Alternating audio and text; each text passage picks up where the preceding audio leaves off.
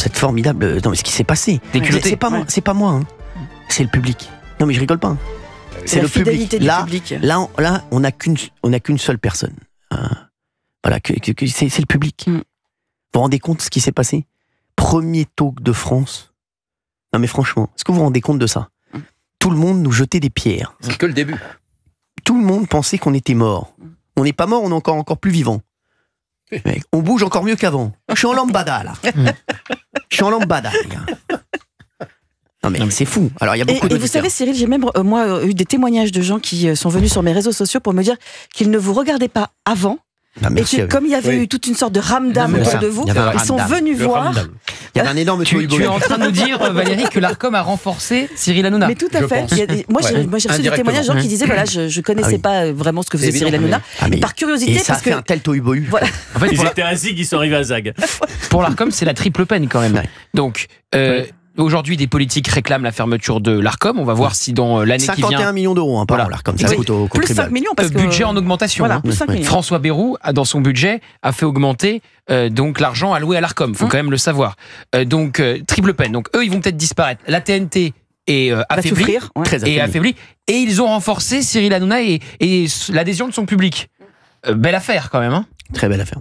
Ah, bah, Olivier Mestre... Quand vous avez des génies comme ça... Bel ouvrage. Roch-Olivier Metz, si j'ouvre une société prochainement, je peux vous dire qu'il m'envoie pas son CV. Hein, parce que franchement, des génies comme ça, j'en veux pas. Hein. Je les veux loin de mes affaires. Hein. Non mais franchement. Roch-Olivier Metz, sans rigoler. Je sais pas ce qu'il a fait comme étude, mais bon, franchement, il aurait mieux fait de pas en faire. C'est terrible parce que jusqu'à la semaine dernière, c'était l'homme qui avait fait fermer C8. Aujourd'hui, c'est l'homme qui a fait fermer C8 et qui a réussi à tout, sauf à atteindre son objectif, c'est-à-dire l'arrêt ne touche pas à mon poste. Exactement. Non mais c'est fou. Faut le porter. Hein. Et par contre, il a mis en danger l'Arcom. Parce que l'Arcom est en danger. Absolument. Ah mais oui. Tout comme la TNT, encore une fois. Il a mis en danger l'Arcom. Son successeur peut le remercier. Oui. Ah putain, le pauvre, lui, il arrive. Le pauvre, il lui a donné un témoin, il est en feu. Donne-moi ça là, donne-moi ça. Non, il a mis en danger l'Arcom, et puis il a fait taire tout le monde sauf celui qu'il voulait faire taire. Vous voulez parler de qui? C'est-à-dire vous, et puis tous les autres malheureux dégâts collatéraux, et malheureusement, eux sont vraiment sur le carreau. Et puis encore une fois, la TNT est durablement affaiblie. Quand vous avez le premier talk de France qui est partout sauf sur la TNT, évidemment, l'offre TNT est affaiblie durablement. Bien sûr. D'autant plus qu'il y a eu des espérances douchées, puisque certains espéraient réaliser un exploit sitôt après la fermeture de la chaîne, en ayant des audiences en très grande progression, spectaculairement en progression. Non mais ils sont c'est catastrophique. Ils se disaient ça quand même. Eux, pour moi, c'est aussi les très grands perdants de cette affaire. En plus, ils sont devenus inexistants, tout le monde s'en fout. Parler de TMC, c'est vrai que tout le monde s'en fout. Ils passent complètement au travers. Ils n'ont pas pris la lumière, non? Ah non, ils n'ont pas pris la lumière, là, ils ont pris la porte. Karine est avec nous, Karine du Calvados. Merci Karine, merci d'être là. Quel bonheur. On est heureux aujourd'hui. On est heureux pour la liberté d'expression aujourd'hui. Vraiment. Je vous jure que c'est vrai. On est heureux. Oui, je voulais dire que je vous dis un grand bravo à vous. Merci. Ainsi qu'à tous les chroniqueurs. Merci. Parce que ce que vous avez fait depuis lundi, c'est magnifique. Merci Karine, c'est grâce aux... Mais j'ai encore fait un truc de fou. Je ne sais pas si j'aurai une réponse. Moi, je me suis permise d'envoyer un petit courrier à monsieur Emmanuel Macron. Ah, il est à la télé ce soir, lui. Il ferait mieux de créer sa chaîne. S'il veut que je crée une chaîne pour lui après 2027, parce qu'il aura peut-être plus de succès. Qu'est-ce que vous disiez dans ce courrier? Vous disiez quoi, Emmanuel Macron? En remerciant de ce qu'il avait fait, quoi. Vous lui avez dit quoi? On va dire que j'ai fait attention à ce que j'ai marqué quand même. Que je le remerciais de ce qu'il avait fait à C8. Que c'était lamentable de supprimer autant de postes que ça. C'est pas lui qui va être dans ce cas-là. Et que monsieur Hanouna, parlant de vous, que vous étiez un grand homme. Merci Karine, ça me fait plaisir. Je lui ai dit même qu'il y avait la liberté d'expression et qu'on était quand même en France. Karine, vous avez bien raison. Mais Karine, au-delà de ça, moi je vais vous dire ce qui me dérange, et je veux le dire aux auditeurs d'Europe 1. Ce qui me dérange, c'est, moi, vous savez ce que je retiens là-dedans? Je me sors complètement de cette histoire. Je sors C8. Je pense à ces gens, donc on pense à Emmanuel Macron, à Roch-Olivier Metz, qui ont décidé de fermer C8. Ça vous prouve le niveau de ces gens, le niveau stratégique, le niveau intellectuel, le niveau de business de ces gens. Et eux vont diriger le pays. C'est ça, moi, qui me fait peur, Karine. En vrai, je suis inquiet pour la France. Quand je vois des bras cassés comme ça, qui prennent que des mauvaises décisions, parce qu'à un moment, tu te poses, tu te dis, alors, qu'est-ce qui va se passer? Voilà, si on fait ça, qu'est-ce qui va se passer? Oui. Quand un grand homme, c'est Vincent Bolloré, excusez-moi. Vincent Bolloré, il a 4 coups d'avance. Je vais vous dire, mais sans rigoler. Mais les mecs, vous imaginez le niveau de Vincent Bolloré par rapport à Emmanuel Macron? Non mais franchement, je crois que vous n'imaginez pas les mecs. C'est un mec qui joue en division d'honneur et un mec qui joue en Ligue des Champions, qui a gagné 15 fois la Ligue des Champions. Non mais c'est pas du tout le même niveau. C'est là que vous voyez qu'on est dirigé par des pipes. Non mais c'est vrai. C'est des pipes, excusez-moi. C'est parce que ça, c'est symptomatique de la France. Ça, c'est quand même important. Parce que, en vrai, ils ont des plans sur d'autres. Ils ont des plans sur l'international, sur le chômage, sur la sécurité. Je sais pas. Mais pour vous dire, ça veut dire que vous vous rendez compte les chèvres que c'est? C'est Chavroux frais de goût. Non mais c'est ça qui est inquiétant pour la France. C'est très inquiétant d'avoir des. Je sais pas ce que vous en pensez, Karine. Mais vous imaginez le niveau, le niveau des mecs. Excusez-moi, je vous coupe, Cyril. Même de ce que j'ai marqué dans mon courrier, tous les soirs, il y a des millions et des millions de téléspectateurs qui étaient contents d'allumer la télé à 18h20, parce qu'avant, il y a Pascal qui est là. Bien sûr. Mais il m'a retiré ce plaisir-là. Je vous dis aussi, en plus, j'ai une grande maladie. Et c'est la joie de vous regarder le soir merci, qui me redonne le sourire. Vous nous regardez quand même, vous réussissez à nous regarder en ce moment quand même. Oui, j'ai eu du mal le premier soir, j'ai obligé de regarder sur YouTube.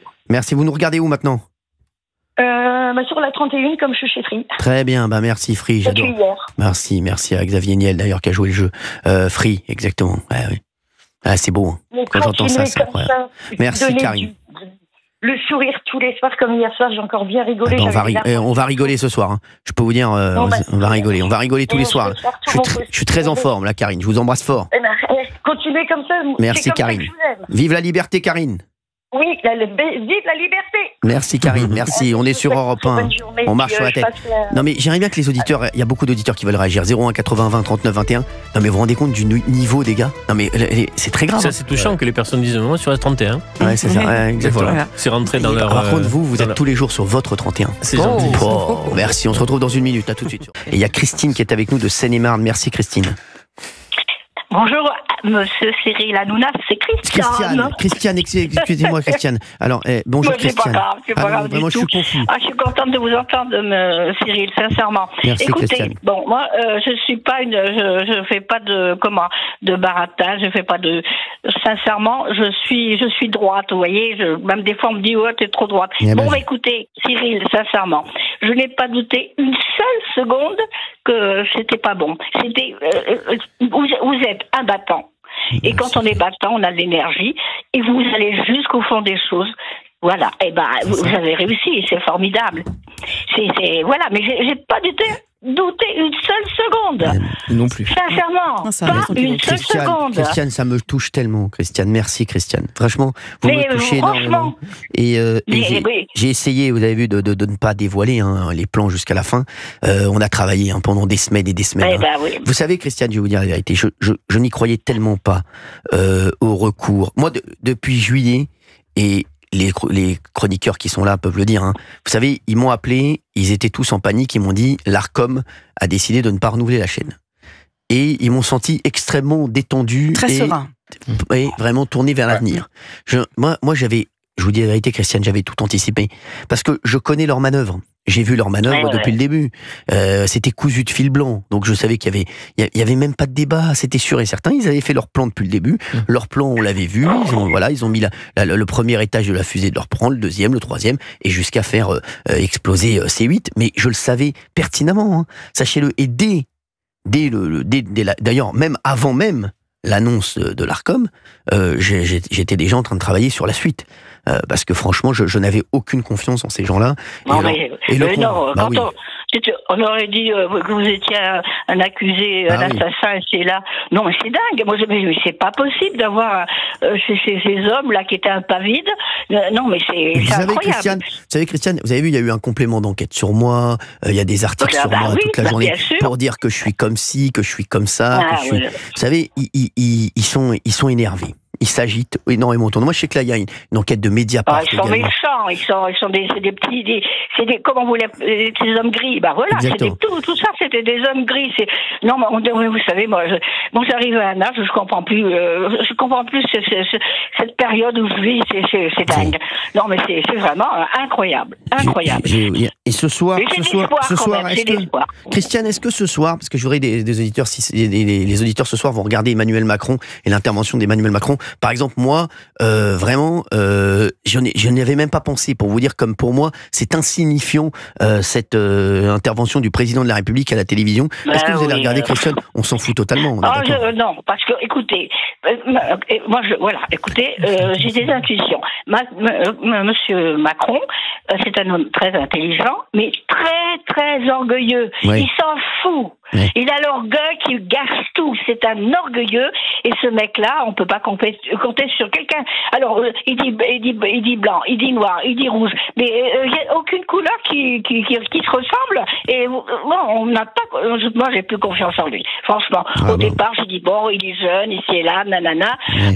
On va peut-être voir. Eh ben, dis donc, non, il n'est pas fait pour être un président. Il fallait qu'il fasse la mairie, le député, nanana, mettre le nez dans une mairie, les maires voient les gens, comment ils sont, et c'est là. Lui, il connaît pas les gens. Il ne connaît pas. Il connaît pas les Français. Il ne les connaît pas.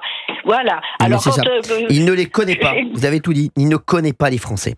Il est complètement déconnecté. Même quand il parle, on ne comprend rien de ce qu'il dit, Christiane. On comprend rien de ce qu'il raconte. Oui, mais non. Il ne sait même pas si lui-même se comprend. On comprend rien de ce qu'il dit. Oui. Non, mais il parle pour lui, voilà, c'est un orgueilleux. Non, mais sincèrement, il pète d'orgueil, ce mec-là, c'est vrai. Ce président. Quand même être correct. Oui, bien sûr, mais j'aime bien. Christiane, franchement, vous êtes un amour. Je voulais vous remercier d'avoir été avec nous sur Europe 1.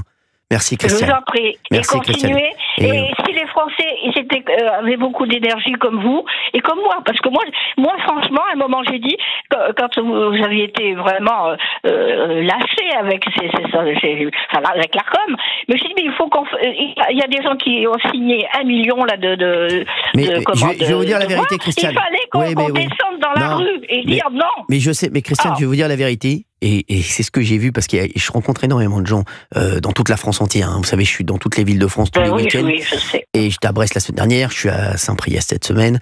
Voilà. Et c'est vrai que tous les gens viennent me voir et me disent un peu comme vous, Christiane. Les gens ne sont pas descendus dans la rue, les gens ne se sont pas angoissés. Et c'est ça qui m'a énormément touché, parce que les gens m'ont dit, on avait confiance en toi. Et les gens me disent, on avait confiance. Il me disait, on savait que ça allait revenir très vite et on ne pouvait pas se dire que vous n'alliez pas trouver de solution. Et c'est ce que m'ont dit tous les gens encore ce week-end, comme vous, Christiane. Mais ça, c'est sûr. M'a touché. Mais contre l'Arcom, quand même, on n'a pas besoin de payer 51 millions.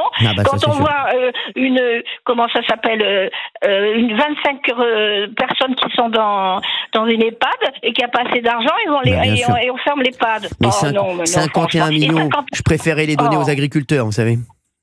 C'est sûr et certain, parce que nous, il nous faut manger, il nous faut en manger. Qu'est-ce qu'il y a de plus important, nos agriculteurs ou l'Arcom? Excusez-moi, hein. Excusez-moi. Et vous savez, il y en a plein des organisations comme l'Arcom qui ne servent à rien. Mais le commissariat au plan, là où Clément Beaune va être nommé pour remplacer François Bayrou. Vous savez, Christiane, et qu'il a raison, Gauthier Lebray, tous les auditeurs d'Europe 1 qui nous écoutent, 16h49, on en dit direct, on marche sur la tête. Si vous saviez le nombre d'organisations qui coûtent des millions Français tous les ans qui ne servent à rien, le prochain président en 2027, il faut stopper tout ça. Je préfère mettre ces gens autre part et qu'ils aillent travailler ailleurs plutôt que de les mettre dans des administrations qui coûtent des millions en Français. Récupérer cet argent pour nos policiers, pour nos hôpitaux, pour nos enseignants, pour nos agriculteurs. Il y a de l'argent à récupérer partout. Mais comme je l'ai dit, ils font portefeuille par portefeuille. Mais à un moment, il y a des portefeuilles qu'il faut réduire. Et bien sûr. Mais Emmanuel Macron, exactement, d'autres qu'il faut augmenter. Bravo, merci. Les salaires sont trop bas. Bien sûr. Voilà. Mais Christiane et Emmanuel Macron, c'est pas qu'il connaît pas les Français. Il ne les connaît pas, et je pense qu'il ne les aime pas, et qu'il ne cherche pas à les connaître. Oui, je pense. Ça c'est sûr que quand il parle de ce pauvre policier là bien sûr. C'était incontrôlable, enfin bref. On est dans la souffrance. Mais on va s'en sortir parce que vous vous montrez le chemin. Merci, Christiane. Non, mais je suis pas baratineuse. Je vais avoir 87 ans cette année, alors c'est pas à mon âge, c'est plutôt une cougar qu'une baratineuse. Comme Valérie Bénaïm, Christiane, bien sûr, qui est très intéressée par Gauthier Lebray. Oui. Merci, Christiane. Ah là, je peux vous dire, on va pas tarder à aller voir. Elle m'a dit récemment que j'étais son fils de télé. Main dans la main cet été, Main dans la main cet été. Ouais, sur la Costa del Sol. Non, elle a déjà pris ses billets pour Pau. Non, mais merci, Christiane. Je vous embrasse très fort, Christiane. Merci d'avoir été avec nous. Et vous nous rappelez. Tout le monde, j'embrasse tout le monde et bravo. Merci, Christiane. Je vous fais d'énormes bisous. C'est un bonheur de vous parler. Ah là là. Qu'est-ce qu'on est bien sur Europe 1 tous les après-midi. 16h, 18h. Il y a Olivier D'Artigol. Alors, vous levez la main ou bien vous commandez quelque chose? Il sera intéressant demain, Cyril, de regarder les audiences d'Emmanuel Macron. On n'en parle pas. Il avait fait le 5 décembre, après la censure du gouvernement Barnier, 15 millions. Et il a fait 9,7 millions pour ses vœux. Donc, il sera très intéressant de voir sur la crise ukrainienne combien il réalise d'audience. Mais là, les gens savent très bien qu'il ne va rien annoncer, que ça va être une allocution, non pas pour se faire plaisir, mais pour un exposé. Voilà européiste. Ce qui s'est passé. Parce qu'on n'a toujours pas bien compris la volonté des Européens en ce qui concerne l'Ukraine. Est-ce que les Européens se disent, les Ukrainiens ne pourront pas reconquérir les territoires conquis que sont le Donbass et la Crimée? Est-ce qu'ils se disent qu'il faut un cessez-le-feu maintenant ou au contraire continuer les hostilités? Est-ce qu'ils se disent qu'il faut envoyer des troupes françaises, anglaises en Ukraine pour s'assurer? On est hors sujet là, les mecs. Là, on est hors sujet là, les mecs. Oui, pardon. On est hors sujet total. Non, mais parce que c'est Olivier D'Artigol qui a lancé l'affaire. Les audiences par rapport au contact. Le lien du président. Mais les mecs, on connaît le lien. Vous voyez bien que le lien, il n'y a plus de lien. Arrêtez de faire des plans sur la comète. Vous voyez bien qu'il n'y a plus de lien, mon chéri. On connaît le lien entre le président et les Français. Il n'y a plus de lien. Il y a 3 personnes encore qui ont un lien avec lui. Arrêtez de dire ces conneries. Il est son boulanger et le mec qui lui son rôtisseur. Voilà. Ça va pas il fait ses poulets. Mais arrêtez de dire des conneries, mec. Vous avez entendu un Français qui vous a dit ce soir je vais écouter le président de la République. Non mais les mecs, vous voyez pas qu'on s'en fout total. Non mais franchement, je dis à ma mère ce soir va donner la recette de la shakshuka, il y aura plus de monde qui va la regarder. À 20h, allocution de Madame Hanouna. Vous avez qu'à faire ça. Prenez 3 poivrons. Non merci. Non mais franchement, les mecs, arrêtez, tout le monde s'encarre. Excusez-moi. Ah oui, non mais c'est sûr et certain.